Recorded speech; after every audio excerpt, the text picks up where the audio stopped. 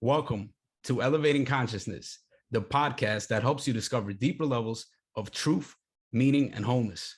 I'm your host, Artem, and today's guest is the founder and creator of the Circling Method and Circling Institute.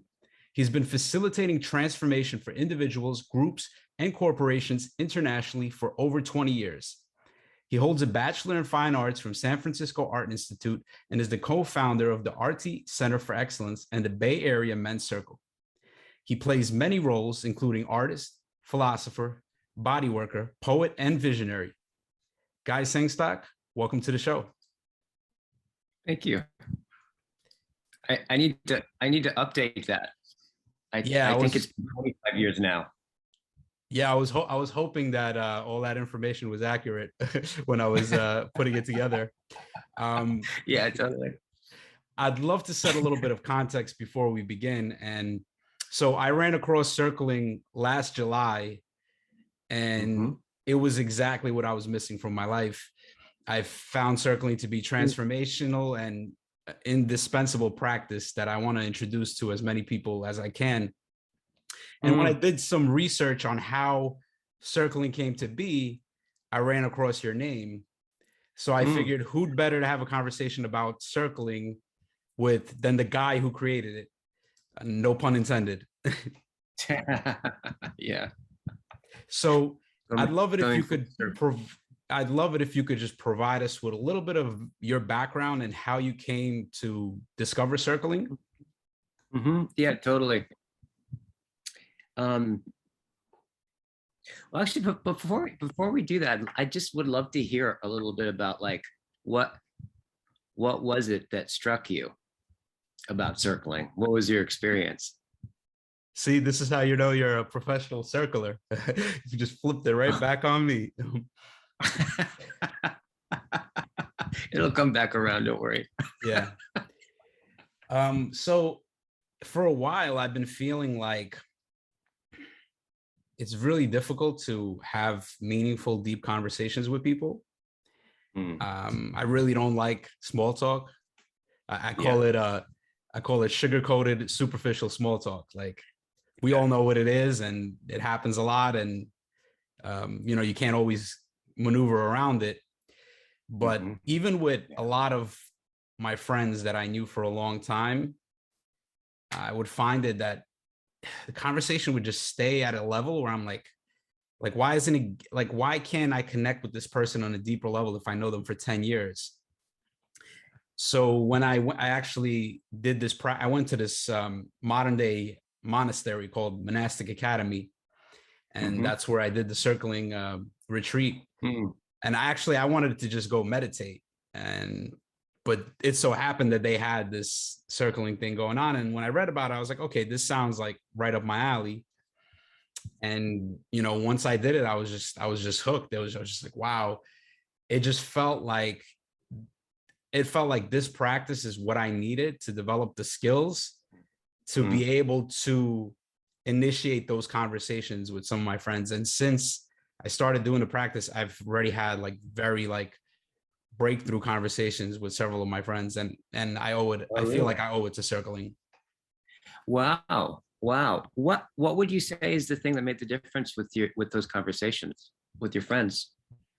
Is it something that you can kind of like, is it super clear, or is it just you're kind of sitting different in relationship such that a deeper conversation just happened? Or I think it's both, but I think for the conversations that I did have, I think it was like calling out the thing that it's like both of us felt, but nobody was saying it. And I feel like there's a lot of times that kind of a thing. And sometimes you don't both feel it, but if you don't name it and you don't bring it out, it just, you start having all these stories about like, how does this person feel about me? Is it just me, or is it on both ends? So I think it's that kind of a thing. Yeah. So just speaking the moment. Yeah. Yeah. It's so funny how just speaking the moment opens up a whole new dimension. Like you just don't, it's one of the things I've noticed is the thing with idle talk, I mean, Heidegger talked a lot about this, right? Of idle talk. In some sense, it's necessary. It's the idling of the background practices and interpretations, and it's kind of keeping everything kind of going. It's idling, right? But but a lot of times what that ends up being is a kind of a numbing quality that covers up the weirdness of everything, because things are quite weird, I find, quite strange. But it's interesting, like once you start to, you can kind of speak the moment. And when you can speak the moment in relationship with somebody else, to the degree that I'm doing that, is to the degree that I usually don't know what's going to happen when I get done talking. Whereas, like in the conversations that you were talking about, like usually I'm saying what I'm saying, not saying what I'm not saying it in the way that I'm saying it, such that so that I can kind of be certain or have some control over what's going to happen next, or I would know the outcome, or I know that you'll like me, or manage kind of what I think you think about me. But the moment that we actually speak the present moment in relationship, it's like it opens up a whole new dimension. And it's surprisingly intense, right? But oftentimes it leads to conversations and insights and depths that are unpredictable. So kind of hearing like relationships with people that you've been having for 10 years, right? And they kind of, it sounds like that some of them started to kind of just be repetitive or stale or something like that. And then just simply going, you just started calling out something. You weren't sure if the other person felt it. I would imagine it was kind of risky to do that and a bit awkward. But it opened up a kind of dimension of relation, right? Where I bet a lot more realness happened. Yeah, for sure. That's awesome. That's awesome to hear. Yeah, because it's yeah. Go ahead. Yeah, to think of that you're like the first dude that like stumbled upon this kind of way, or at least made it kind of like a official thing. So like I'm really curious, like it seems like this is not something you create, like it kind of emerges itself. But I'm just curious, like how that happened for you, and how that process, like how that moment came where you were like, oh, this is a thing circling, like this is what it is. Yeah. Well, I appreciate the way that you just cut your intuition about it. Like it doesn't seem like the kind of thing you sit down and just invent or create or something. It probably has to emerge, or it's noticed. And and that's exactly what it was like. I mean, the first time it was recognized it was just with a group of friends of mine. And there was a conflict between, like an unspoken conflict, right? Between through the members, right? And it was at Burning Man in 1998. And we like classic Burning Man, right, story. We end up way out on the playa in some teepee kind of fractal twisting circular thing, and we just sat inside of it. And I think I just got it. I got interested in what was unsaid, right? And my friend Jerry Candelaria, who was to become my best friend at the time, there was a way that it's almost like without even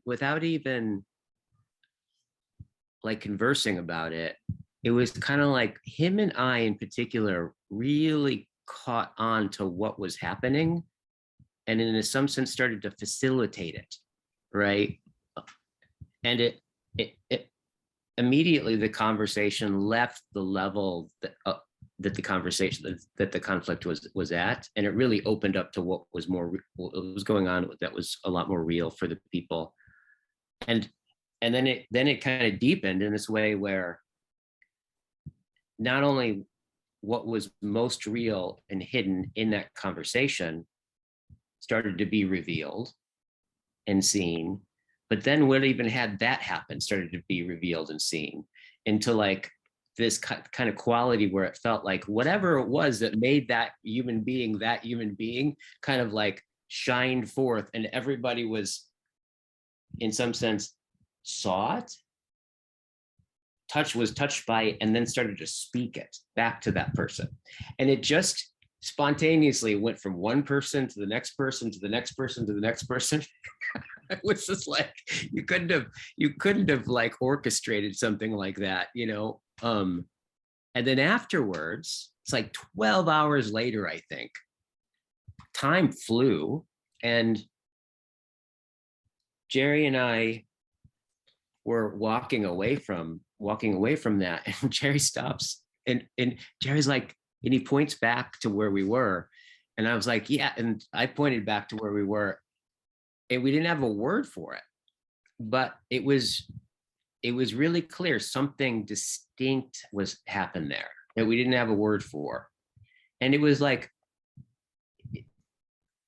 there were a lot of deep things that we were doing back then. There were lots of things that we were experimenting with. There was all kinds of stuff going on. But I would say it's something like this. It was like, whatever that was seems deep and distinct, different than any other thing that we were experiencing, or something more essential or something like that.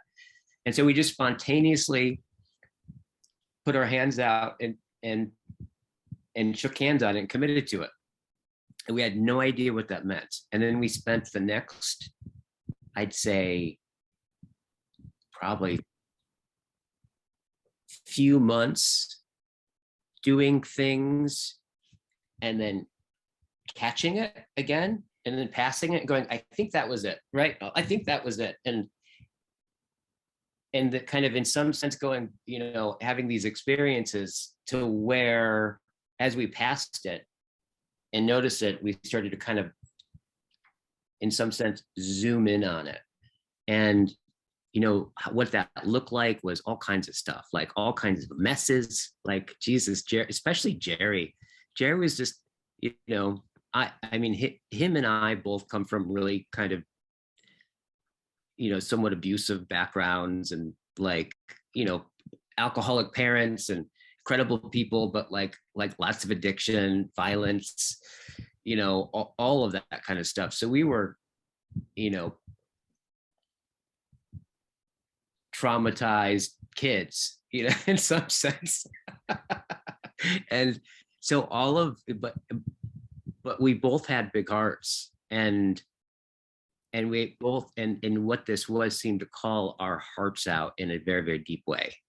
And so through, you know, men's circles and different organizations that we started and experiments that we would do, right, over time, it really started to refine to where we started to lock into like, no, this is really something to do fundamentally with a profound, I would say, sense that human beings are relation all the way down, like all the way down. And we become through relation, right? And we continue to come through relation, right? With other people, with our environment, right? With our histories, with our sense of possibilities in the future. It's kind of like, in some sense, relationship is so central and primary to the very core of our, I'd say, our ontology, right? And in some way, there's, I mean, we can talk about some of the greater the greater periphery of this, of why circling emerged in this time, which I've over time I've realized. And it took me years to kind of start to understand, you know, in a world where very recently, for the first time, we've been able to uncouple information exchange from relationship.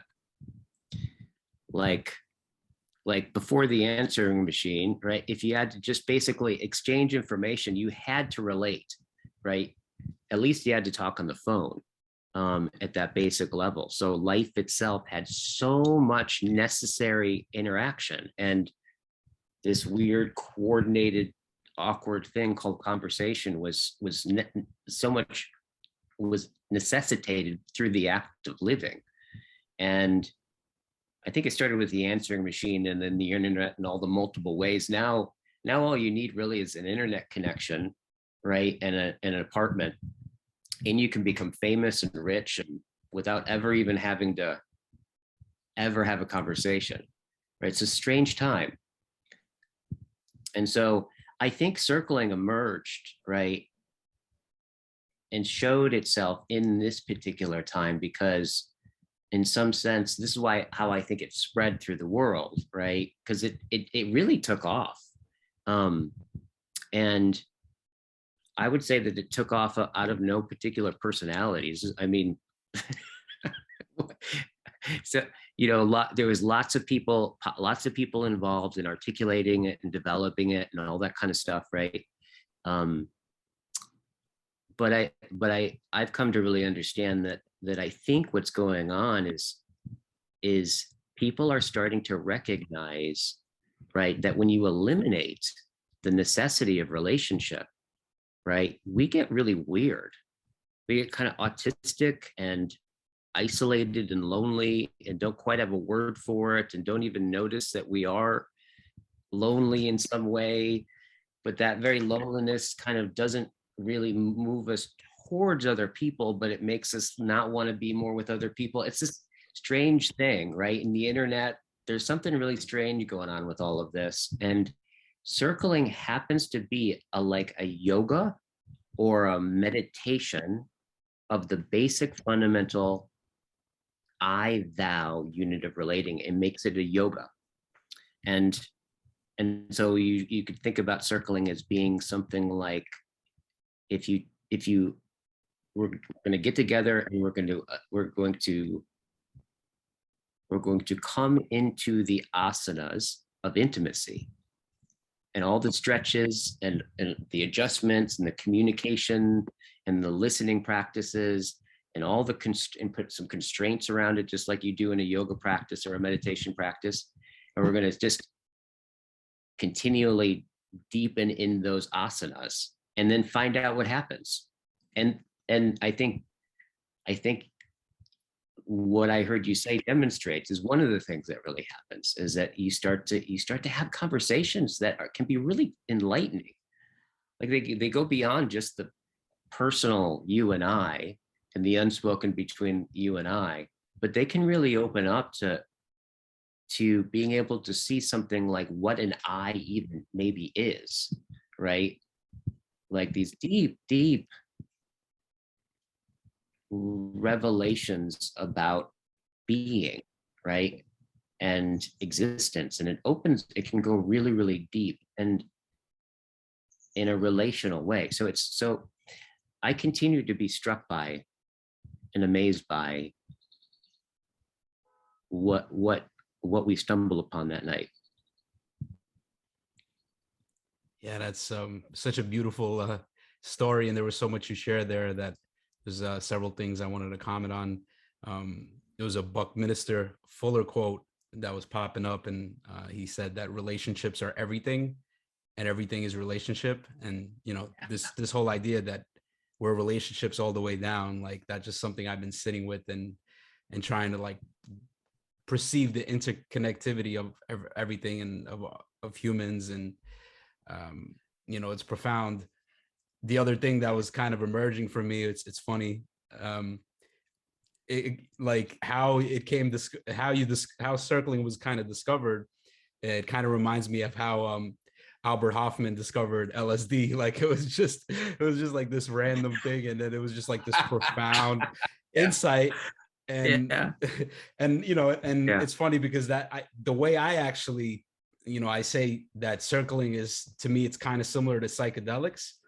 Like Mm-hmm. you don't know what it really is until you do it. Yeah. So Yeah. that's just like a another thread there that I have. I hear that all the time. I've heard, in fact, I did a course for a group um, that does actually is really grounded in doing ceremonies in South America and ayahuasca and all that kind of stuff. They're really, in fact, that some of the people are quite famous in bringing more consciousness around that. And I did a circling course with them, and I think half of them said something like, I had no idea I could have this kind of experience not on psychedelics. I didn't even know that this was possible, right? It's uncanny. There is this interesting connection between what a lot of people experience with psychedelics and the I don't know if you want to call it the dimension or the space or the shared experience that we have that happens in this kind of intimacy, this kind of realness, being with each other. There's something, it's very similar, it seems. Yeah, and it's funny how it happened in Burning Man, and so I'm sure there was something like that in the air that was also. Oh yeah, totally. You know, totally. And like, yeah, for me, like one of the things that I have gotten from psychedelics is just is seeing the interconnectivity and seeing the relationship, and it's always about relationship. Like whenever you go deep in that journey, it always comes out about how you are in relation to other people and other things. It's always about that. Right. And and because it's all there's something so central about relationship. There's so many things that can get so knotted up with relationship as well, right? There's so many different ways of being confused and covering things up. And, you know, I think that people, for example, it's possible for people to have an insight, something like, oh my God, I've been pretending all the time. I never saw it, right? I didn't even notice I was like anxious and trying to control like every single interaction of my entire being. I never even noticed that before. It's like there's something about you being human that what's possible for us to be able to like know and experience and comprehend seems to be one of the greatest capacities in the known universe. Yet that very openness seems to be open enough for us to lose it. It's open enough for it to be mistaken about itself, right? There's nothing like a relationship, right, that will bring those confusions out and those knots and those dilemmas and those longings into view. Yeah. I know there's, you know, a lot of people out there that want to have deeper, more authentic and meaningful conversation with others, but they struggle to do so. So what do you think are some of the main barriers to having some of these? What are these knots, these tangles, these things that we run into, these barriers that prevent us from taking the conversation to the next level? Yeah.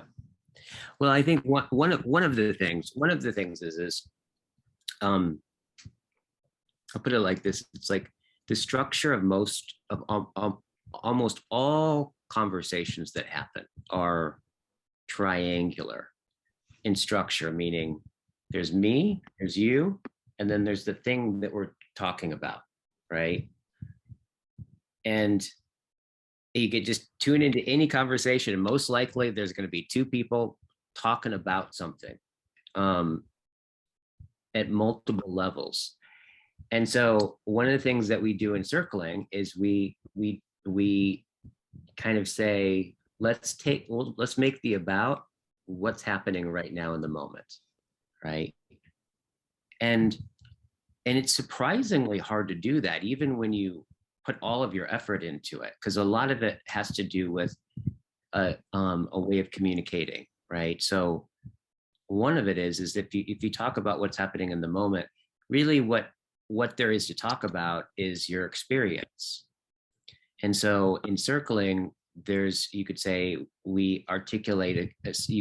Now we're starting to get in some of the like the yoga stretches, the asanas, that we practice, going deeper into. And so like one of them involves like communication, like talking about what you notice, right?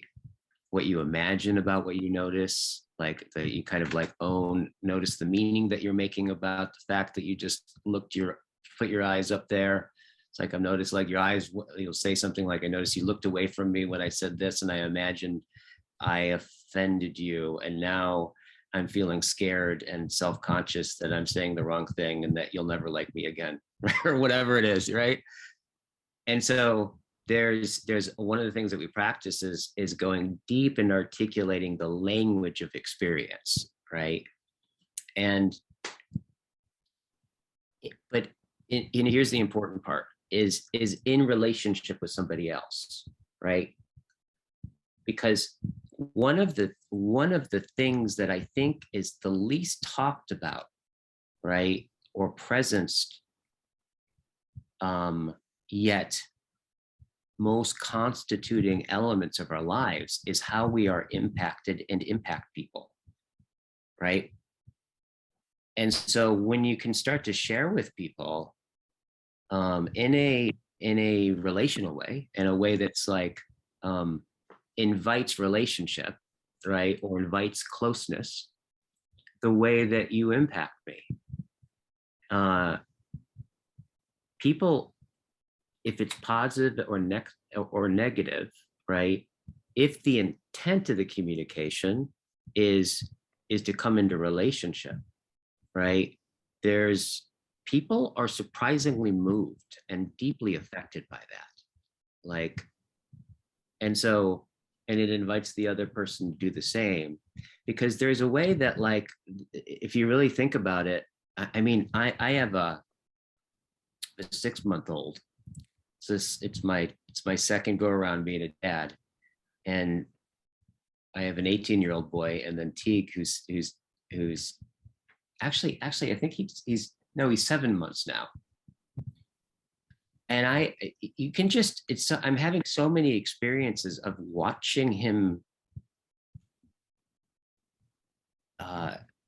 It's like he's continually becoming through the eye contact with his mother and with me. It's like you can just feel this openness, right, in this way that he's indwelling in us and we are indwelling in him. You can just feel this going on at every dimension of his being, right? And I think that continues to be the case throughout our lives at different dimensions, right? Is that we are who we are by virtue of indwelling in the relationships in our lives, right? And being indwelled by those relationships.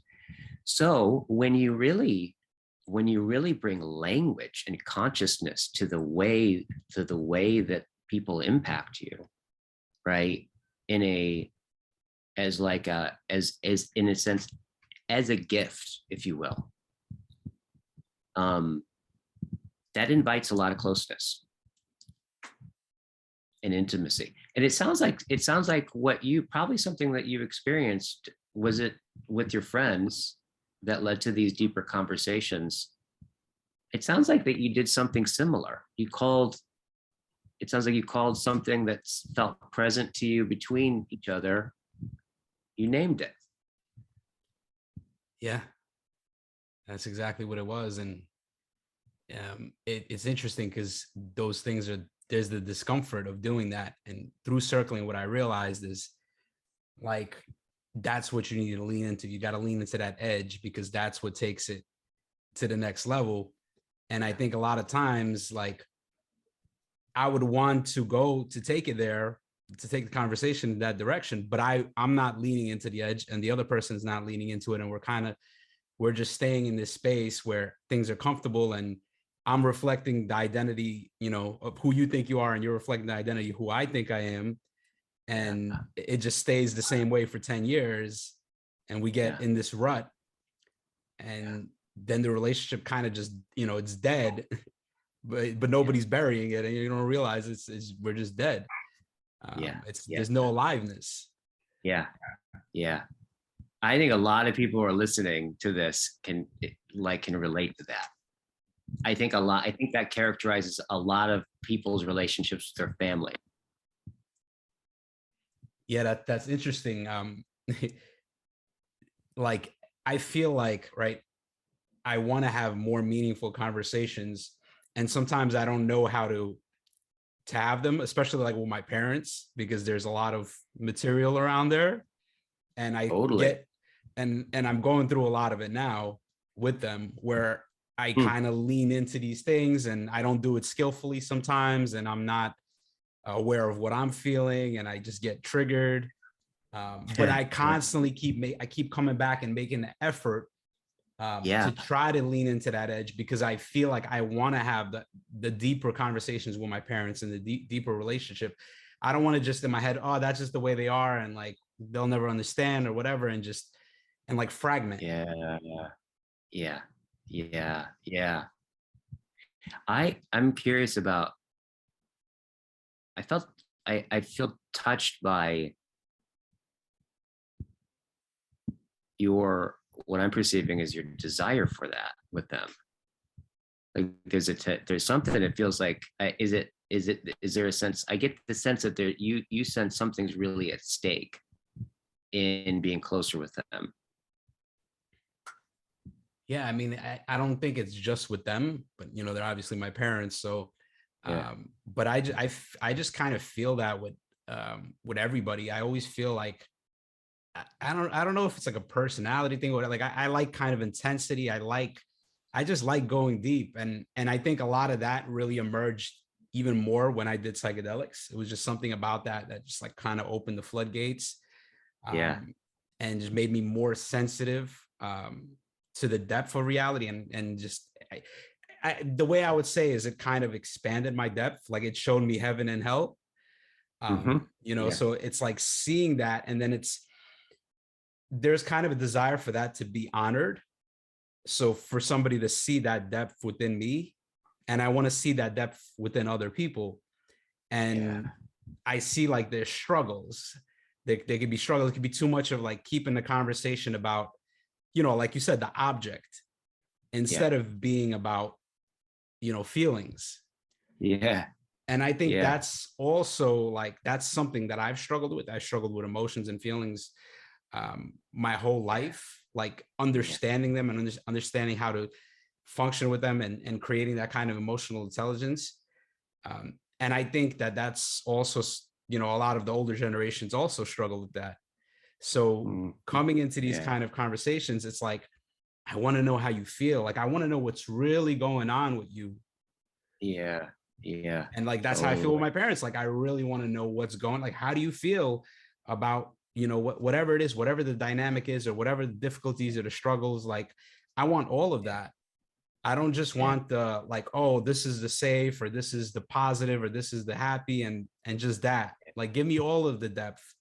And I would love it for somebody to hold that space for me as well. For me, like, if I'm going through something difficult, like, I don't have to worry about, I can't say this to Guy, because if I say it, he's not going to be able to handle it. He's not going to be able to hold the space of, the sadness. He's not going to be able to be sad with me. Like, I think that's an important thing, because for me, I think I was taught like my whole life, like, oh, like, why are you crying? Or it's not okay to cry, or it's not okay to be sad. And now now that I've gotten older, now that I'm, at this monastery at 33 years old, learning circling and realizing how not in tune I am with my feelings and emotions, after reading half a dozen of books on emotions and still not knowing how to navigate them. And then coming into this and getting a taste of like, oh, this is how you do it, through practice, through relationship, through in the moment, right? Not when I'm sitting reading a book and everything's calm, but in the moment when something's activated, and seeing, what is this like, and how I'm behaving, how I'm reacting or responding to it. Totally. Yeah. I mean, I one of the things I'm struck by in what you're saying is I'm hearing this connection that I think you're making, at least I hear you making, is between this almost existential desire for depth and grappling with the experience of vulnerability that in some senses is synonymous with, or at least gives access to that depth. Like, and there's just I think what I hear you say is like there's just a almost perhaps an unexplainable, endless longing for what sounds like first opened up for you in psychedelics. Yeah, I think it's that. And it is like some of the psychedelic experiences have been the most terrifying, and like told 5-MeO DMT, full like ego dissolution is I would like the first time I didn't know what I was getting into, but the second and the third time I was shaking, like before doing it, like I'm just terrified. And then and then what happens on the other side is like the most profound thing. And I think maybe it's not as extreme, but on some level, that's how it is with connecting and letting go, and letting go of this idea of who you are, and stepping into that unknown and seeing what emerges. And that's how it is in relationship. And totally going through the eye of the needle. Yeah. Like there's a certain element of letting go and surrendering that in walking through or going through this sense of really letting go of what I've conceived myself or considered myself to be, right? Because there's some intuition or sense that what's on the other side of that, like, is better or more real or more true than what's right here. And I sense especially that, and admire your, like, just that you're transparent, your own self-transparency to your desire to have that is like with your parents, right? Just the fact that that you want that, and you keep trying to have that with your parents and with all of your friends, and your desire for that, like it seems like you're that I can feel your that being very central in your life and coming from there. And like, and what you pointed out in that wanting to know how they feel about something, not just what they think or what caused it or what they have to do about it, but you want to know what it's like being them in that situation, or being them like with you in that moment. You want to know what it's like. You really genuinely have a desire to know what it's like to be there. And that starts to speak to the other side of the practice, right? Which in my view is really the essence of circling, which has to do with a profound sense of listening. And it all to me, the listening aspect has been the most personally transformative part of circling. And I think that one of the things that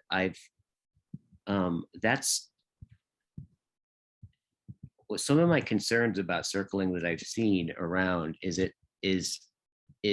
that if that's not a real emphasis of the practice, I get concerned. It just doesn't occur to me that that's really circling, unless really what we're doing is profoundly, right, practicing a very, very deep way of listening.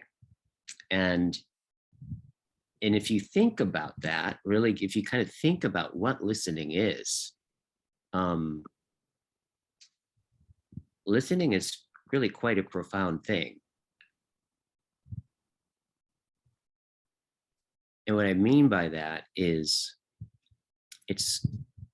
well, I'll put it like this. I think most people, when they think about listening is just simply trying to stay quiet until the other person gets done talking, right? And they usually conceptualize it like, in some sense, it's like being an empty head, and that like just letting your words kind of pour into me or something like that. And the more empty my head is, right, the better listener I am. But when you look at the phenomenology of listening is nothing like that, right? And one way to get at that is that, so like, for example, as I'm talking and you're listening to me, if some idea I say or something like that, or for whatever reason you start to have a thought, right? And then as you're thinking, all of a sudden you recognize, oh shit, I stopped listening to you. What that shows is that there's this deep coupling between thought and listening. Like whatever it is that thinks and whatever it is that listens can't happen at the same time.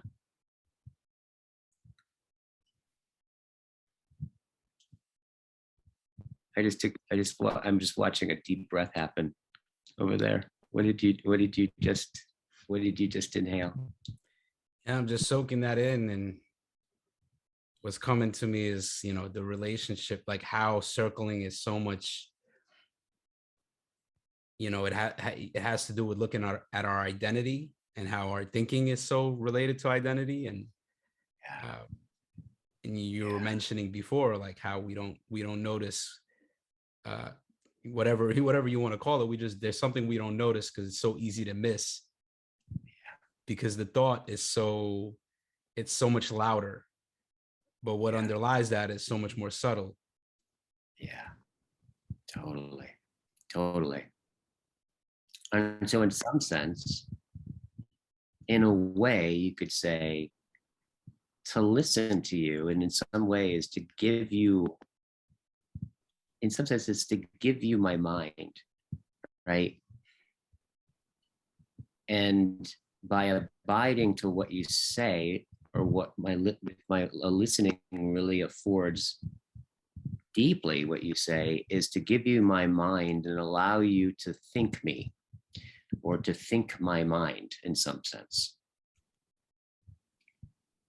That's so profound. I don't think I ever heard that before, but that's just so, and that represents surrender to me completely. Like that's what surrender is. It's like I surrender all my ideas and all my thoughts and all my beliefs, maybe not forever, but at least in this moment with you right now, and allow you to, play the role of my mind. Yeah, totally. Yeah. That's profound.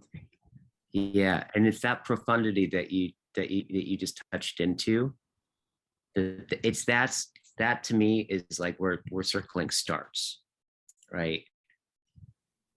And there's a Greek word where it comes, where the word listening, if you follow the etymology back of listening, you end up at a word called hearkening. And hearkening is the Greek word, and I think and you'll appreciate it based on what you just, I think I just heard you say, which means it's a deep kind of almost spiritual obedience, hearkening, right? So to hearken back to something, or to hearken to something. In some sense, it's a, and if you think about what if you look through, your immediate association with the word obedience. I mean, my immediate association with obedience is like some version of misbehaving and having to behave and getting in trouble if I don't, right? But if you look at it, at obedience as an act of your freedom, you realize to truly obey, right, can only come from one's deepest freedom. And that like no one can really make you completely obey, right? I'm curious, like, is circling for everyone, or who is it for, who is it not for? And kind of the follow-up to that is, are there any risks for circling or counterindications for participating in such a practice? Yeah. It's well, I have a tendency to think that I don't think anything is probably for everyone. So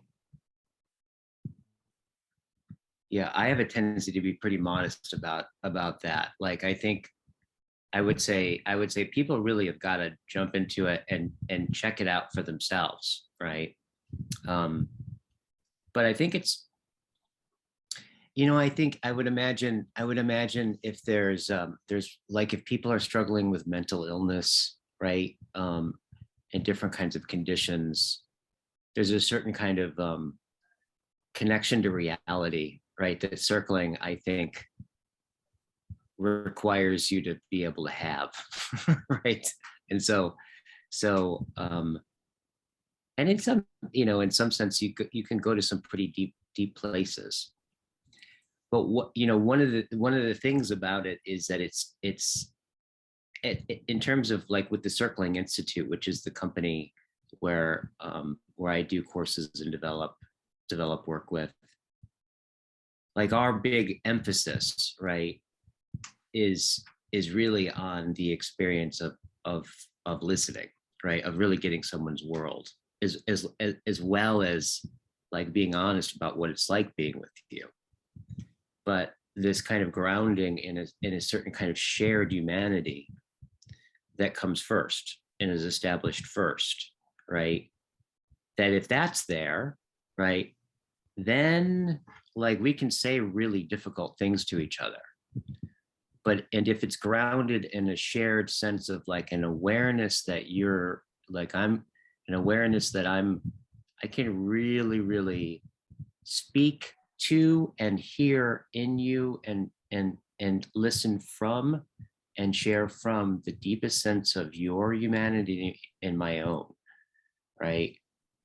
In other words, if that deep intention to really practice and be related, right, and to come into deeper relationship with you, if that's really there, that's the intention that we're really we're deeply dwelling in, right?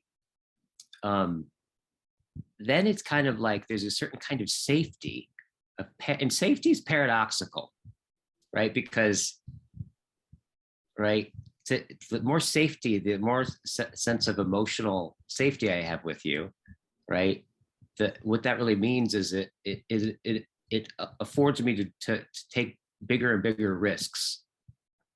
So it's like, and we want that, and I think it's really important to have that understanding of it, right? Because it's really easy to go, all right, I'm just going to be honest and just say all the judgments I've ever had with you, but from a real contracted place, right?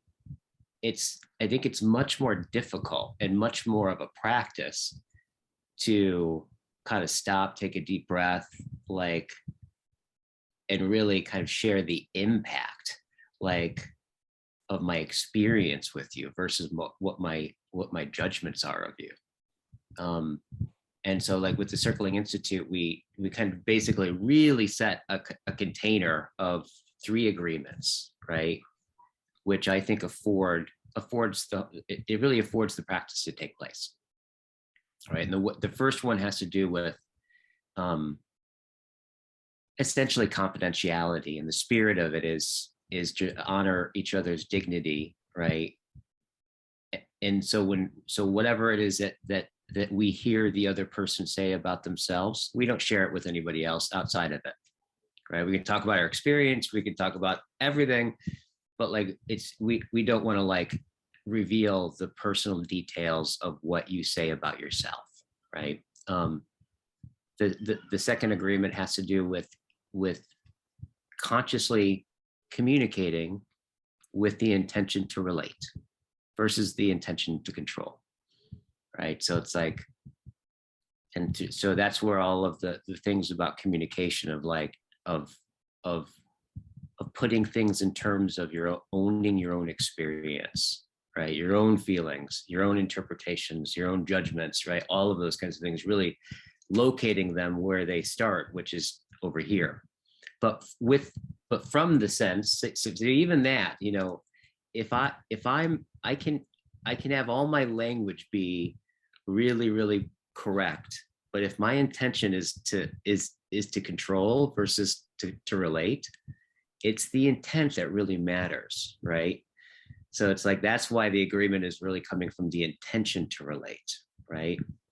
And then the last one has to do with listening, that we agree to listen and practice listening from the depth of our humanity and hearing the depth of yours, right? And that has to do with this kind of deep way that we really consciously open to each other, being willing to be affected, right? Being willing to be touched, being willing to be hurt, being like willing to be affected by the other in a conscious way.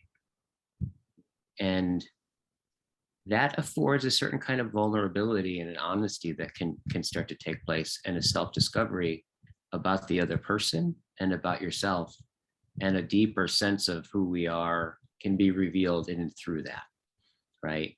So in kind of there, and with that being the case, you know, relationship and the container of a relationship has to do with tensions and pressures, right? And people have always been terrified of each other. It's like other people are inherently scary, right? Like,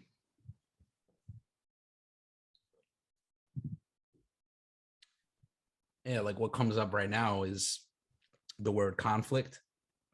And I feel like in general, people see conflict as a negative word. Yep.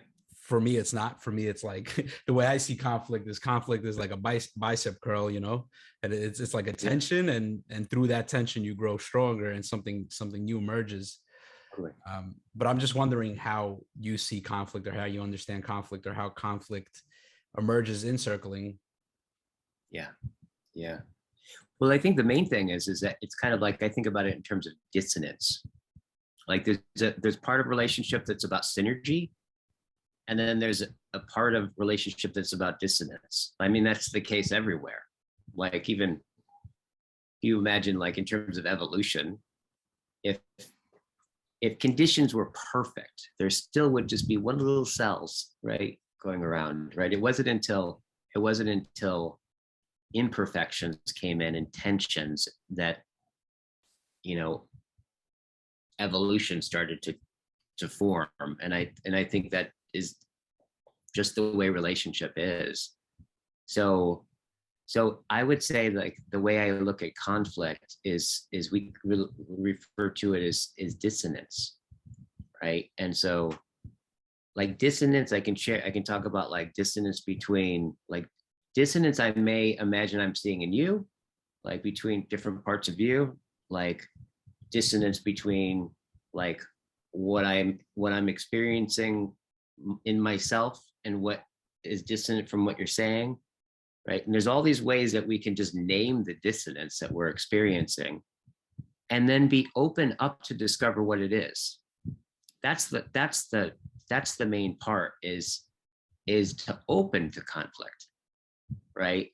Is to proactively turn towards it, And this is where a lot of the communication, really understanding the grammar of openness and the structure of communication becomes important, especially if you're really triggered, right? Like when you're really triggered, you usually don't have any desire to like open up to the other, right? Because it's a threat response.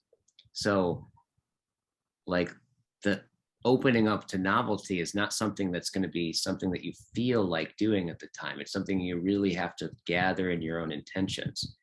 So having the vernacular, right, really down, really helps one kind of enact that intention in a place when they don't necessarily feel like it. So it's kind of like, rather than, I would say in conflict, what I found to be the most essential thing, right, is to really make distinct between in some sense, the facts of what I see, hear, feel, taste, touch, and imagine, uncollapsing them from what I imagine the meaning of those facts are, right? So it's like you, maybe I heard you say something in a certain tone of voice, and I imagine that tone meant that you were making me wrong, right? Is that kind of like separating observations from judgments? That's kind of the NVC thing, nonviolent communication. Yeah. And it's so interesting because it's like the more triggered you are, the more the world, like the more the facts just look like your interpretations. So funny. Like yeah, it's like I think it's called a refractory state. It's like when you're in the grips of a certain emotion, everything gets colored in that emotion, and your brain is just trying to it's like a confirmation bias, like automatic confirmation bias, and it's everything. This is how it is. It's like a naive realism, like whatever I'm feeling must be true. Yeah, totally. It's like I think it has to do with essentially a threat response, right? Like if I'm perceiving something as threatening, right? If out of survival, I want to not open up to more novelty. I want to reduce, right, the world to something manageable. And so, it's funny. It's like, so if something that you say, or a way that you say, or whatever it is, all the billions of things that can upset me, right? You cross some boundary of mine that I don't even know that I have, let's say, and I'll become aware of that because I'll be upset. And one of the ways that we reduce novelty, right, is by becoming more and more certain about something. So our judgments, we can't tell the difference between my judgments of you or the situation, right, and my interpretation. They become kind of fused. So like in conflict, it becomes really essential to, even though you don't feel this, is to consciously look at your own experience and communicate in your own experience in a way where you name like what happened from your perspective, right? Like at the most basic level, it's like, okay, on Tuesday, at 3:00, we had a meeting, and I noticed you came in at 3:04. And in that moment, I imagined that you didn't care about our project, you didn't care about me, and that you never will care about me. And then I started having all kinds of thoughts like that. And I felt angry. And I imagine underneath that, I felt sad. And underneath that, I probably felt afraid. Because as I'm saying this, I'm realizing what I'm really wanting is for this partnership together on this project to work, right? So like, now I was completely making up some hypothetical situation, but just simply like literally just doing that, I walked myself back to where I could kind of feel myself drop and open in my nervous system just now, just by articulating it like that. So if you notice, like what I said is is I named what my, the basic level of facts. And then I said this important phrase. And I imagined, right, that meant you being 4 minutes late. I imagined that meant that you didn't care about dun, dun, dun, dun, dun. And that imagine part is really important because it reminds us, right,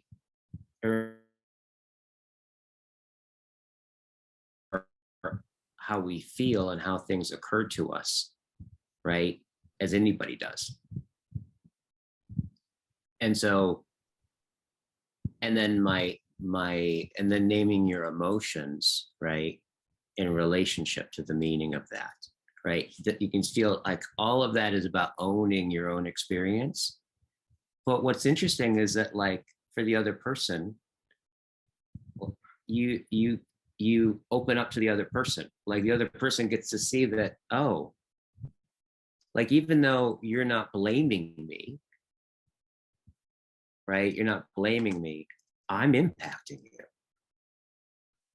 right? And if I can actually really see how I'm impacting you without feeling blamed by you, the more likely I am to really being in response and being affected by that, right? And really looking at myself in terms of that, right? And I can say, like, oh, hearing that, I feel sad.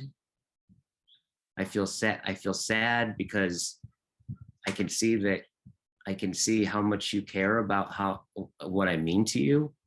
And I totally didn't realize that I was affecting you that way, or did I realize how much I meant to you, and now my heart's opening. Yeah, like what comes up is just how healing this kind of conversation and this kind of dialogue is. Yeah. You know, it's like everybody deep down inside, we have, I feel like the intention is good most of the time. And just because we don't have the skills to communicate, we end up getting in these kind of seemingly unresolvable conflicts. And like, I see this in my life all the time. And like, learning these skills that circling teaches, it just allows you to be, it allows you to diffuse that. Yeah. You know, it's like the energy thing, right? It's like, I can want to, I could say one thing, but you can feel the energy and the intention behind it. And as long as I'm still judging you, as long as there's that sense of judgment, the other person is going to shut down. And like, that's what I'm like. I tend to be a very judgmental person. And that's what I struggle with, like both obviously judging myself and judging others and having a certain level of standards, and like realizing, like working through that judgment, like feeling it, and like, yeah, like the judgment is still there. This is what's here. And only by feeling it, only by naming it, that I could potentially, that feeling can change. And then I can get to a place where somebody is with me and they feel open. They don't feel like there's a threat, because as long as they feel like there's some judgment, or there's an ulterior motive, or I'm not accepting them as they are right now, then nothing comes from nothing. We can't go anywhere from there, because it's like a freezing up. It's a closing off. Yeah. It's so interesting how sensitive we are to that, isn't it? Like, I can perceive, it's almost like we have an extra sense organ that like feels for whether or not you're judging me. We are really sensitive and affected. If you are judging me, like how deeply hurt we feel by it and threatened we feel by it, right? It's intense. Like, judgment's really, really intense, both for the person being judged and here's the part that doesn't get as much press, but actually I think the one who's really suffers the most is the one who holds the judgment, right? That's something we can probably really talk a lot about, right? And go into, because judgment's really interesting when you look at this. And by judgment, I mean, I think it's pretty apparent what we're talking about is like in when we talk about judgment, we're not talking about like a philosophical, literal sense of judgment, but the kind of interpersonable,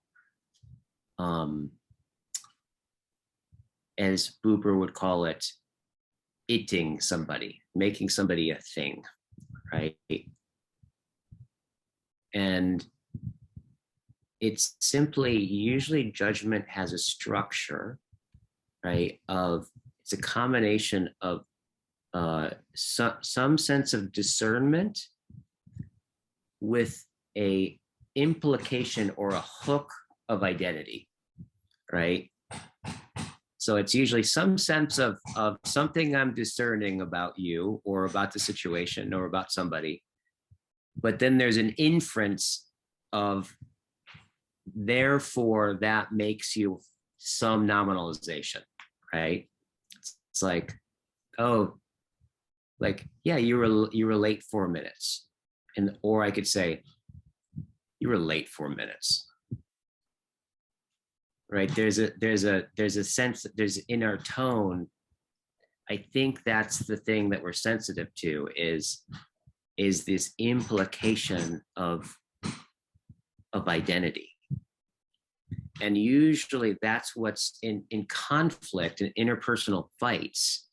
That's usually what's going on, right? Is like, I'm fighting against your judgments of me, and I'm proving that I'm not, like, I'm proving that my judgments of you are correct, and here's why. And you just go, and there's, all that does is kind of escalate the situation, but it doesn't resolve anything, right? We all know what that's like.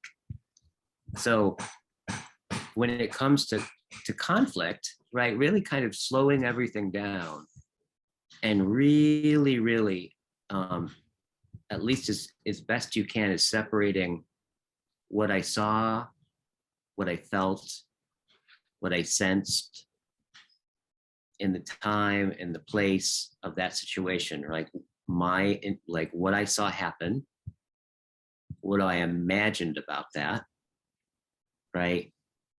And how I felt about that, and what I really wanted underneath all of it, right? And what we realize is it's like, really, it's not the facts that we have feelings about so much as it's what the facts, it's the story we make of the facts. It's the interpretation of the facts is usually what our feelings are based on, right? And so when you really share that way, when I own my judgments and I own the way I'm making meaning of things, that becomes a mode of self-disclosure versus a mode of condemning you. It's like, coming from there, it's like, really the intention is to disclose, like, my judgments of you become really a revealing of me, right? Yeah, because that's really what they do. It's like, they reveal on some level, because you could say, I mean, in a very basic way, I guess you could say judgment is the mind's way of managing anxiety. Wow. I never thought of it like that either. Yeah. Yeah, it's like, for me, I look at things through trying to understand things through the ego, like understanding like what is the ego? What is this ego? What is this personality structure? Like this space of knowing and being convinced that this is who I am and this is what I know. And then everything outside of that is like somehow scary. And it's like, we're trying to keep everything in this little box. And it's, it's funny how identity keeps, and that's the most fascinating thing to me is identity. Like this issue of identity, how we're all fighting about identity, and how, I mean, that's, through psychedelics, through meditation, and now through circling. Right. That's what I'm seeing. And in that sense, circling is an awakening practice. It's something that's making us question and look and inquire into, who am I? Exactly. And this connection. So what I'm hearing you say is like, you're starting to see there's a through line through all of these experiences that has to do with identity seems to be at the heart of something. And that has you really fascinated. Yeah, it just seems like that's the journey I've been on, and I can't. Yeah. I'm sure everybody's on that journey to a certain degree, but that to me is like, okay, the central question of existence, really, when we really break down, is who am I? Like that's and you've had all the spiritual sages and masters, saying that's the essential question. And in a way, unconsciously, we're asking that question all the time. Always like, who am I? Who am I? Am I the person that goes to Dunkin' Donuts? Am I the person that goes to Starbucks? Am I the person who likes this? Am I the person who dislikes? We're constantly asking that question, on a superficial level. But then we go deeper and deeper. And in like the circling practice, I feel like that's what it does. It makes us go even to the next layer, of identity. Yeah, totally. I appreciate the intuition about that, because it's like, I think it's really at the heart of the matter. And this thing about judgment, right? Like you could say, where my judgment starts is where my listening ends. Yeah, I've been struggling a lot with listening. There's so much judgment, so much of that. And it closes you off from reality, from other people and from yourself. Right.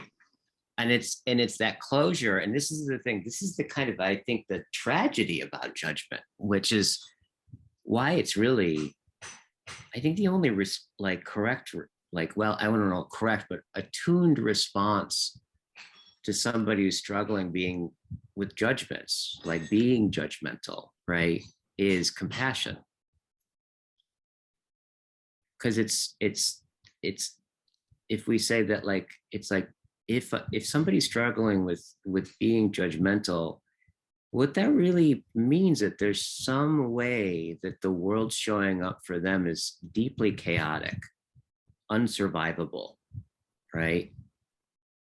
And therefore, to survive, if you think about it, it's like something at a really basic level. It's like, if something, if something that you're saying looks crazy to me, or like threatens me in some way, right? All I got to do is go, oh, you're just fill in the blank. And the moment I do that, right, I create a separation between you and I don't have to deal with you anymore. And then once that becomes identified or becomes a nominalization, then the next time, then all I have to do is collect evidence, right? Collect evidence for what I've already assumed about you or judged you as. Therefore, everything that you do, right, I can see it as evidence for what my judgment is of you. But here's the tragedy of it, is I don't think that judgments are local. It's like we make judgments, like, I don't know if you imagine, it's like you can metaphorically, it's like when we make a judgment, we contract our whole heart with the person that we're judging. And that when we contract our whole heart, right, we contracted not just that person, but the entire world. And you can see this, like the opposite of that would be something like when you see somebody having the experience of falling in love with somebody, and there's that initial period of that euphoria and that deep connection, and you watch that person, and if you've ever experienced that, their heart opens definitely to the person they fall in love with, but like during that whole period of time, like everything's more beautiful. Sunsets are brighter. Your mother's less irritating. Like it's not local. Like when we open our hearts, right? It's really global.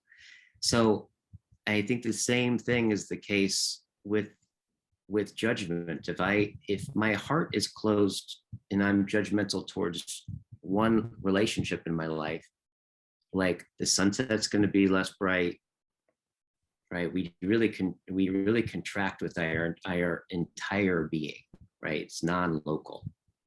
And I think this gets down to because we are so deeply relational. And what you're saying about identity, I think, is really key.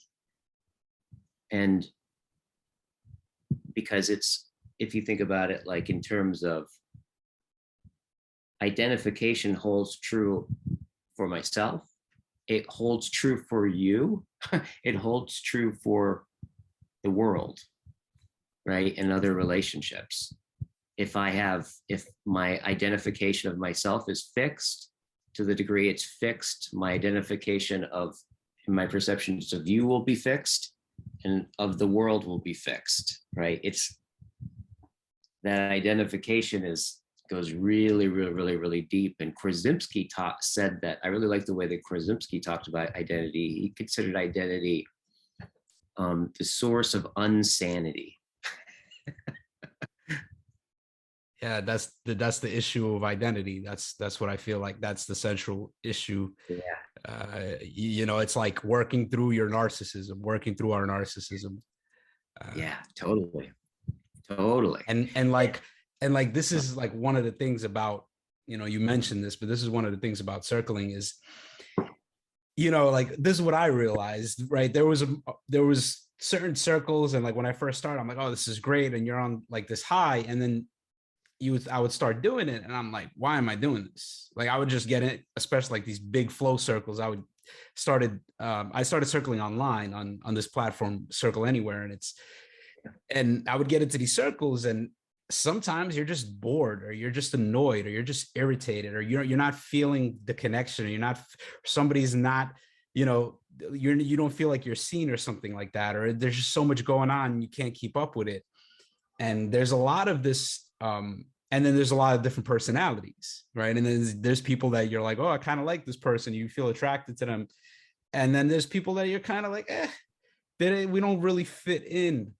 And my whole thing, it's been like, oh, how can I be with that person who doesn't like prop up my identity or my patterns, my egoic patterns, because that's why I probably feel uncomfortable, because they're not reflecting who I think I am.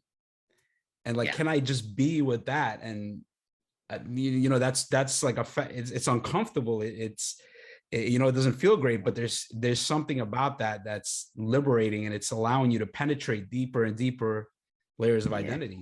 There it is. Yeah, there's the practice part of it. It's like opening. Yeah, it's opening to really the otherness of the other, right? And all of their otherness. And tolerating the anxiety of that. Like that's the other important thing I think that circling really only makes sense if you really kind of get that intimacy, right, is a function of our ability to tolerate anxiety. And if we can tolerate the anxiety, and then what I heard you just say is like to confront this experience of not just hanging out with the person that I know will respect like my cosmic specialness as I conceive of it, but actually somebody really, really different, and open to them, like and tolerate the discomfort and the anxiety of that, right? If I can't tolerate the otherness and the anxiety, right, it's synonymous with is turning away from intimacy, right? Like, and that's been really, really, that was really crucial for me, because I think on some level I'd always been trying to figure out a way to not be anxious so that I can have relationships and have intimacy. But that's kind of like trying to, figure out how to jump in the water without getting wet. The like really opening to the other involves stepping into two paradoxical drives that I think is at the bottom of our existence, right? Because if you think about it, to be a human being is really to be a paradox. Because on one level, I am 100% the desire to belong, right? And I'm also 100% the desire to be autonomous, to stand out in my uniqueness and to be valued in my contribution, in my unique contribution. And moments of intimacy are those moments where to be myself, right? And to open to the other feels like I have to, like I'll be risking. Like it's those moments where to really, really be myself, to be autonomous, right? I may risk, right, the belonging. But if I risk, if I don't say it and be myself, right, in order to belong, well, then I'll lose myself. But if I say it to be myself and I lose the belonging, then I'll be alone, right? It's these paradoxes that sit at the heart, and this is what I would imagine what you're starting to get about circling as a kind of a real awakening practice, because this is kind of what we're dealing with, is these core paradoxical things about being a human being, right? Is really has to do with like dwelling in these deep paradox of our existence. And one of the ways that we can see that most clearly is when we face another human being, right? And so being intimate has to do with really, really fully being myself, inviting you to be yourself, and choosing to be close, even though you're different than me. Yeah, I love it. I love that. And go ahead. What, you were going to add something? And in a sense that like it's possible for that very difference,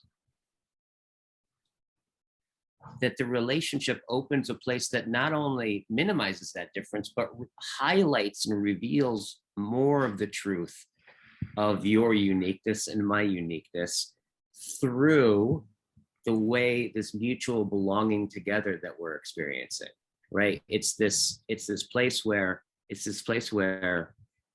autonomy and belonging are not opposite, but are synergistic, where the more I am myself, right, the more I invite you to be yourself, the closer I feel to you. The closer I feel to you, the more of myself is revealed in that closeness, right? And this reciprocal opening that Vervaeke talks about, right, they start to afford each other, and you can get into these deep, deep flow states, right? Locally, but also you could start to have relationships in your life that really sing that way. Yeah, this as you're speaking is reminding me of this kind of like mantra, this thing that I say. It's called playing with paradox. And to me, that's like how I want to live. It's this kind of like, having these polarities, these things that seem to be opposites, and they seem to be like they oppose each other, but there's this bringing them into harmony. And like, that's like the discovering deeper levels of truth, of meaning, of wholeness. And it's this ongoing pattern. And I like to say play with the paradox, because it's light, and it's lighthearted, and it's playful, and there's no it's like the infinite game. That's like the infinite game. It's not this, this is where it ends, or this is where I'm going, or I got to get there. It's like there's no getting there. It's just the unfolding process forever. yeah, totally. And like and there's ways that we can be with each other that conceals that implicit unfolding process that's going on everywhere, or reveals it, right? And And circling, I would say, you could say is a yoga, right? Of opening, of just practicing all the inner and deepening the capacities to be with those paradoxes, such that when you're out in the world, right, you can respond to the local moment with more of that relational sense, even when you're not thinking about circling, right? And I think that's one of the things I've noticed, is that the world, like through circling and meditation and all these kinds of things, is like, it's really, you start to get it opens up to the deepest level of your own interest in reality can just start to really, really blossom, right?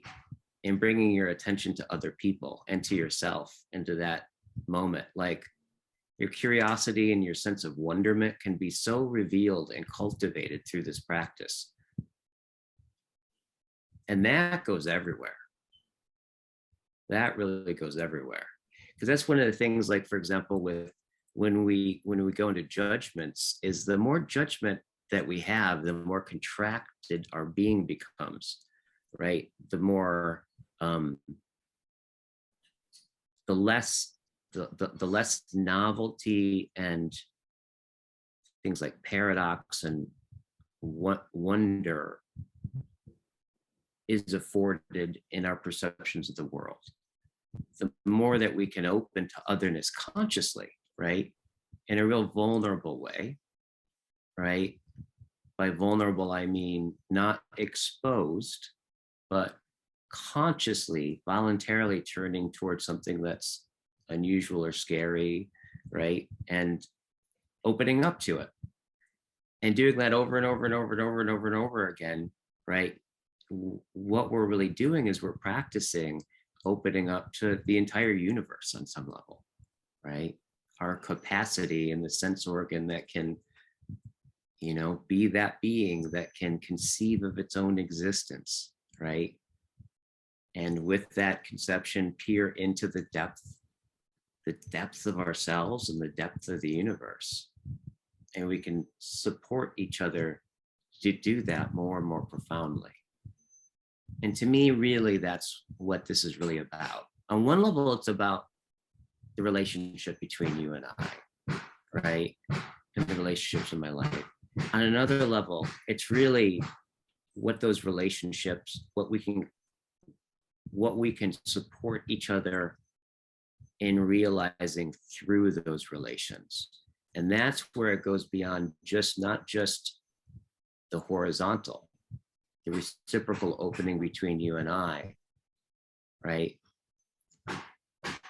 The philia is the Greek sense, the love of fellowship and friendship. As that opens, philia, I would say, naturally affords and opens up to Sophia, wisdom, right? This reciprocal opening between you and I, and this capacity of opening up to each other, and that deep friendship and intimacy that we can start to ground ourselves in and feel and expand into, we can then start to bring and open up to higher levels of being, Sophia. And we can start to engage in these deep conversations about reality and about existence. And this is where we start to get into what my most recent project in development is, that I'm doing with John Vervaeke and Christian Mastropietro, which is called Dialogos, right? Yeah, which is so interesting, because that's something I wanted to ask you about, and that was like, I was gonna go into that direction, and it just emerged organically. There it is. That's crazy. Yeah, totally. Yeah, and so that's continue. Yeah, so that's what we've been.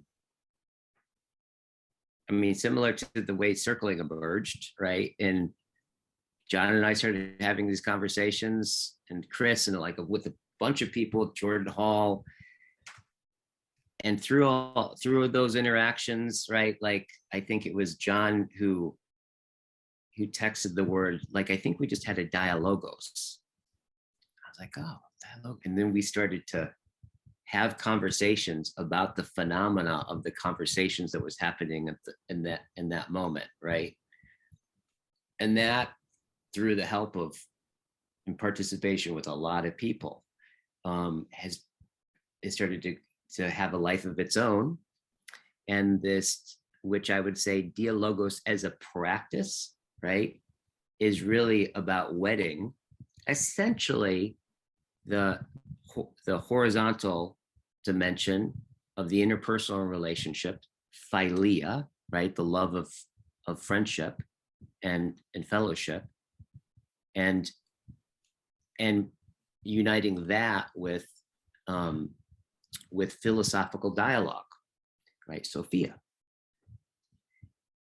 And that is, we've been doing through the Circling Institute, we've hosted 2 Circling and Dialogos courses so far, and those are like 2-day events, like five hours a day, where we've just set some context. We go into these practices, right? And then it's on Zoom, like you're in a group, you dive deep into these practices and you come back out and we talk about what just happened and answer questions and insights, and we go to the next practice and layer upon layer, where we layer like mindfulness, contemplation exercises, right? Philosophical circling, like all the personal intimacy stuff. Then we start to go into philosophical contemplation, and then into the practice, what we call going from the dialectic into Dialogos. And specifically now the term Dialogos, right, really what we mean by that, right? So Dialogos means through logos, right? And what we mean by that is specifically, Dialogos is not something that you can create, right? It's not something that you can make happen. It's very much like that sensibility of, you can cultivate the garden, you can plant the seeds, you can do everything right, but really you can't really say that the gardener grows, like makes the flowers blossom. No, it's more like the gardener participates in gardening, right, in such a way that, and kind of beyond the gardener, that it either blossoms or it doesn't blossom. So Dialogos is very much like that sense. It's like, it's not something under anybody's control, but there's more ways in which we can cultivate attitudes, capacities, and skills in relationship with one another, right? And the conditions that can afford our sharing of our, you could say our propositions, right? Our understandings, share them in a way, and with each other, this is the dialectic, to where affords the possibility of the logos catching. So the logs, right? You could say like the propositional knowing, or propositions are like logs, right? That we put into the fire, and you put in your propositions, and then we start to dialogue in such a way, right? Where, up to the gods, if it catches, spark flies, and then the logos catches, and then that affords us a kind of intelligibility where we start to participate in something that is more than the sum of all of us added together. And that's the experience that we kept experiencing together, right? And then been having these conversations, getting the intelligibility and starting to articulate that and put it in terms of practice. And that's what we're honing right now. So that's what we're in the middle of. And so the Circling Institute, we host those practices. We have an open event every Thursday night, which is, like going 3 hours of diving deep in a circle. That's open to everybody. We have weekends, right? We have intensive weekends that are going deep into practicing circling. And then we also have the Art of Circling course, which is training people how to facilitate circling. And then the Dialogos is we've had 2 of them so far, and I think we're probably going to do the next one in like another a couple months or something. We haven't decided exactly on the dates yet. So lots of activity going on, and through all of this with the Circling Institute, I'm starting to see what I think like technology can really, one of the places that technology can really make something possible that isn't just more technology is we're working on like the platform to be able to make this work to where it's like a membership where people come and like it's like kind of like a membership model, and where you can kind of have like a town square that has layers of ecology of practices, right? So we're developing, all of the technology and stuff like that, and working out all the kinks for that. But I'm really excited about that. I'm excited, and I saw you guys post that Dialogos course, and I just missed it, but I would love to participate. And you kind of answered the question, because I was wondering what was the difference between Dialogos and circling, and it seems like it has that philosophical component, which I really enjoy. And I feel like in some circling communities, it's kind of like, oh, that's too philosophical, and like intellect kind of gets shot down, which makes sense, because we can, we do need to practice the embodiment and the feelings. And John Vervaeke speaks about that, and I love John Vervaeke, and he's obviously all the rage right now in the liminal space, and the meaning crisis lectures, and he's just indispensable. And I love that you guys link together and what you're doing together. And it's just like I'm excited, like just hearing you speak about Dialogos and this whole process, and throwing the logs and creating this bigger fire, and discovering this deeper level of truth together through this love of friendship. It's like what you're speaking about is like, that's what I crave. That's what I always craved. I always loved conversation. Even back in the day when I was, in my parents' basement getting drunk with my friends, and everybody wanted to play beer pong.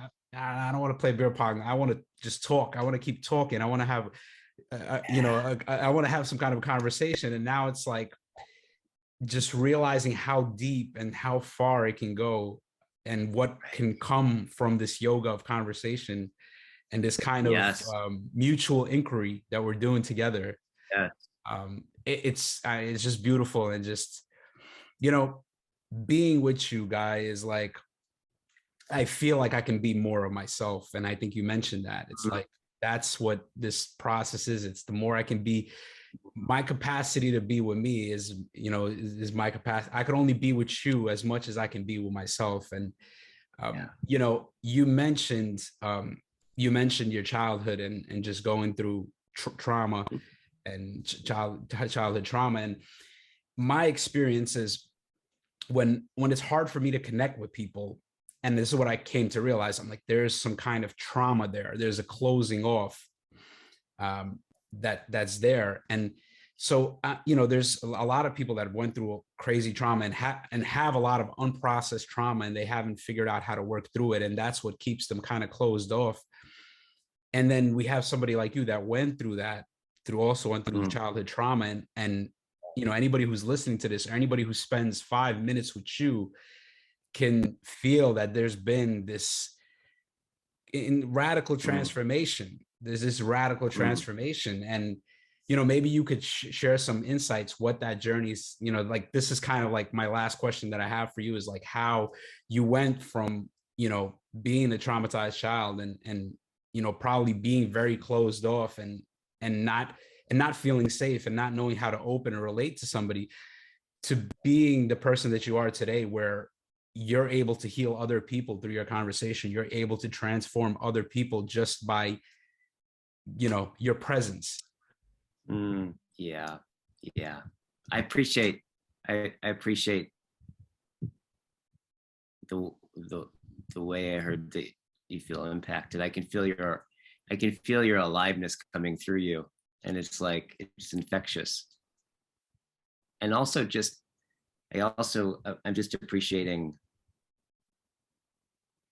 this, like we were talking about before, is that this spiritual hunger, like deep in you, and the desire to really, really come out and share it, right? Share it and allow it to be seen. I can just feel that being like the organizing the organizing principle that goes all the way at the heart of you, right? So I can feel the way that it's in some sense organizing this conversation and affecting me. So thank you so much for that.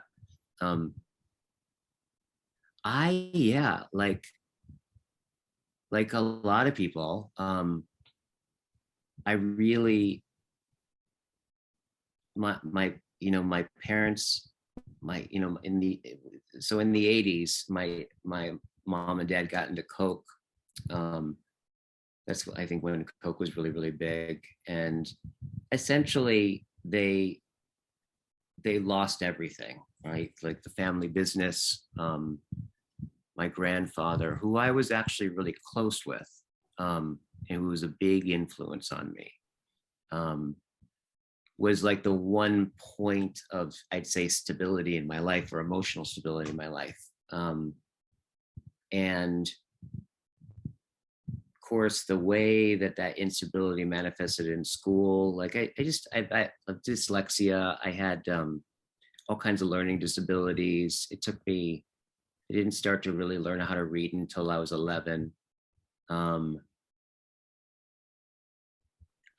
However, I have to say that my grandfather, for whatever reason, like out of all the cousins, right, he picked me just to basically pour himself into me. And what that looked like really was him seeing, I think, in me, what was so deep in him as well, is this unbridled sense of wonderment. And my grandfather was an extraordinary man, and he was like one of the top amateur photographers in the world at that time when he was alive. He started his own business. He was like he apprenticed as a tailor. He escaped his from Hanover, Germany. He escaped his family, who was living on a farm. He had, like, I think 17 brothers and sisters. And of course, back then they would have kids, just have them work on the farm. And he somehow escaped and apprenticed with a tailor for 2 years and slept in the park, and came to America. He'd always joke, yeah, I came into America on the bottom of the boat with 50 cents in my pocket. And he started Hoff Cleaners in Hinsdale, Illinois, and that lasted, I mean, until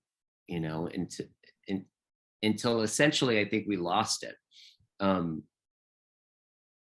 my grandfather was essentially, he was a presence in my life that in the midst of everything, I think, saw me. And it was almost like all he was interested in was where my imagination was moving in that moment.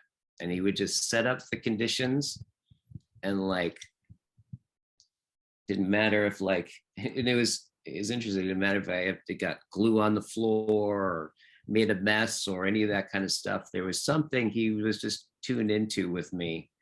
And his listening and his seeing, I think, kept something open for me. And then the next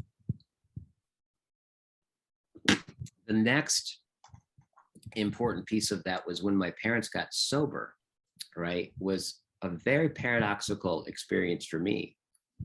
And the thing to think, both my parents are extraordinary people. Like they're amazing. I mean, they're exceptionally, they're gorgeous people. And they were, they struggled with addiction, right? So it's when they talk about alcoholism being kind of a family disease, that's really the case.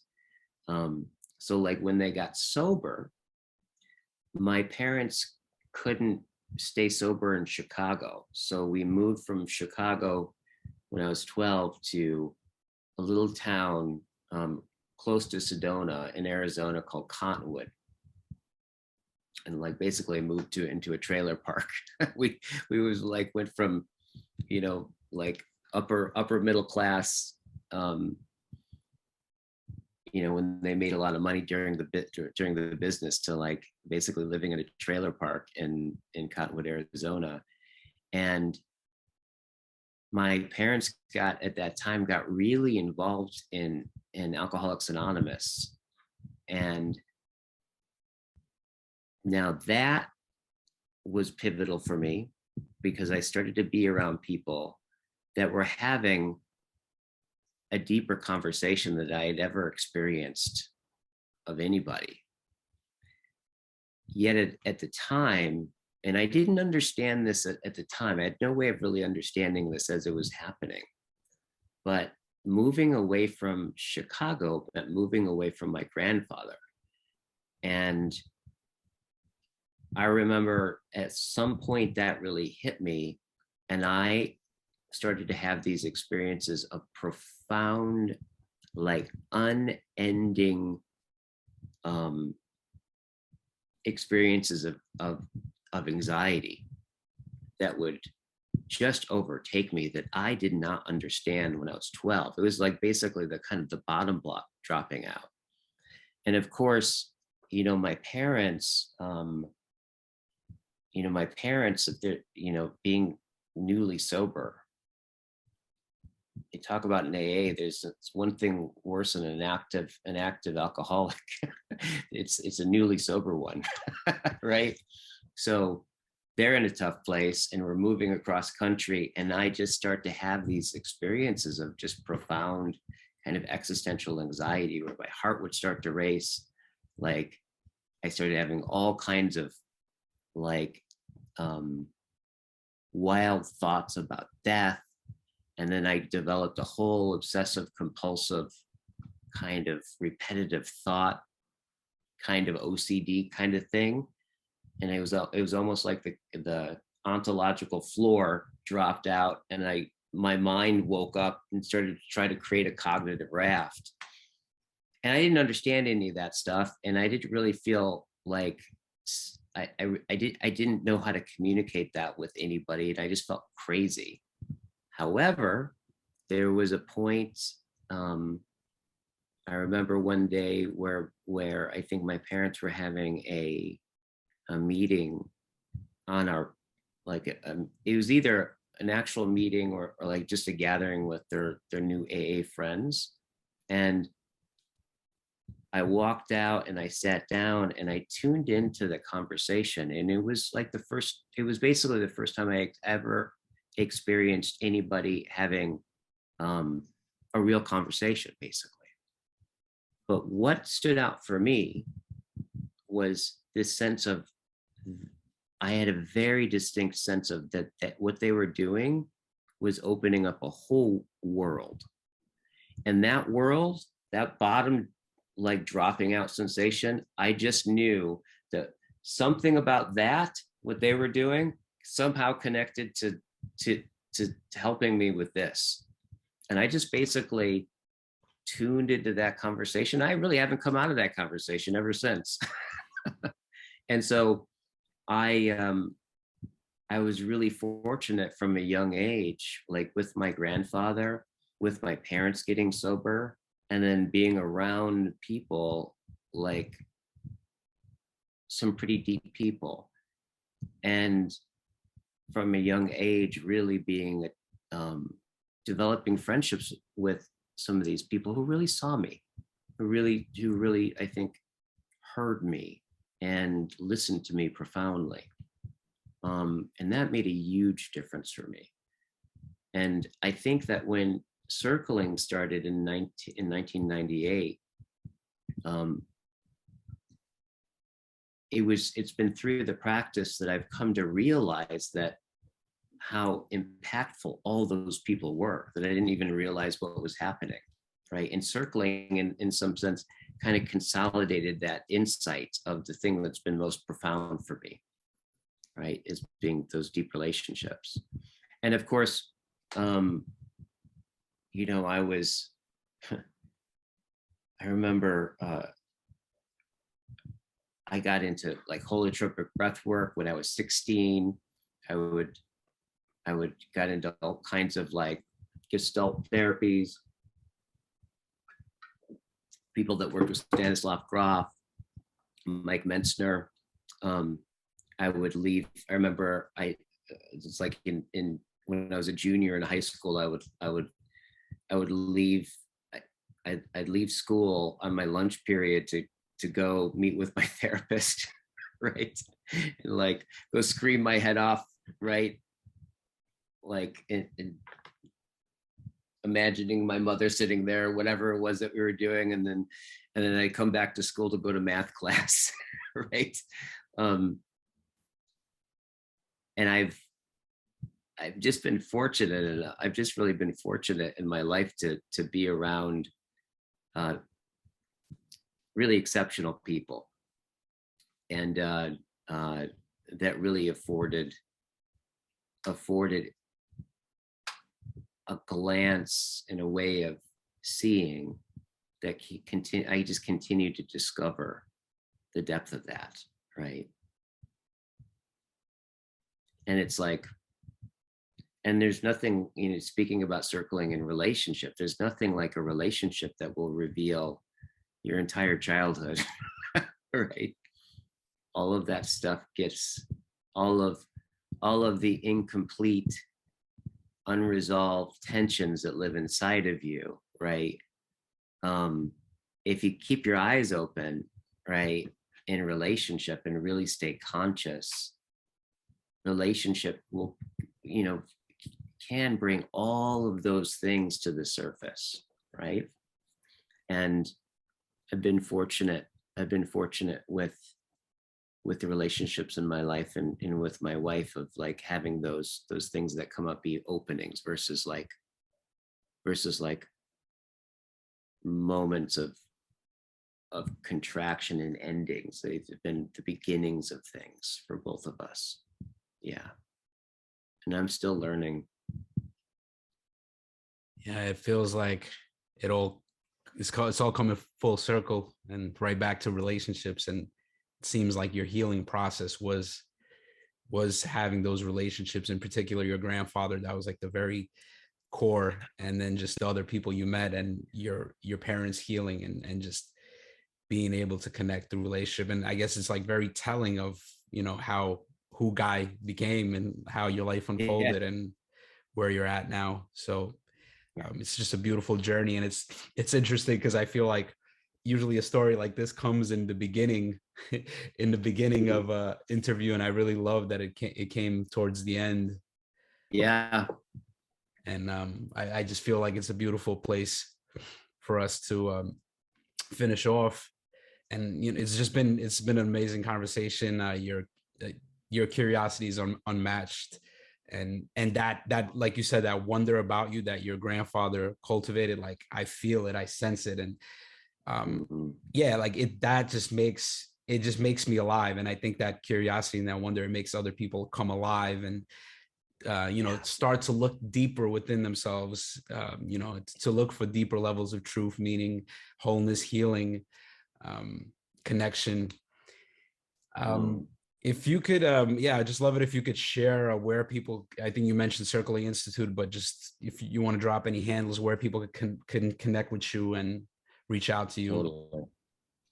Yeah, so the company where all the courses that I talked about are at, you just go to this circlinginstitute.com, and you'll probably put them in the show notes and stuff like that. And then Sure.